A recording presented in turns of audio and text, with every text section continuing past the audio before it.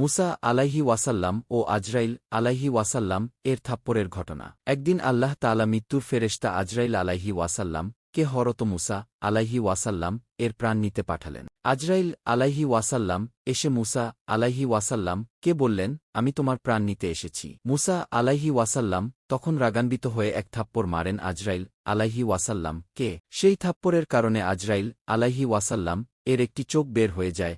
আল্লাহর হুকুমেই এমন হয়। এরপর আজরাইল আলাইহি ওয়াসাল্লাম আল্লাহর কাছে ফিরে গিয়ে বললেন, আপনি আমাকে এমন এক বান্দার কাছে পাঠিয়েছেন যিনি আমার চোখ বের করে দিলেন। তখন আল্লাহ তাআলা বললেন, আবার যাও মুসার কাছে, তাকে বলো যদি তিনি আরও কিছুদিন বেঁচে থাকতে চান তবে একটি গরুর চামড়ার উপর হাত রাখুন। যতটুকু অংশ তার হাত থাকবে প্রতিটি পশমের রোয়ার জন্য 1 বছর করে আজু বাড়িয়ে দেওয়া হবে। মুসা আলাইহি ওয়াসাল্লাম জিজ্ঞেস করলেন, তারপর কি হবে? আল্লাহ বললেন, তারপর তো মৃত্যুই আসবে।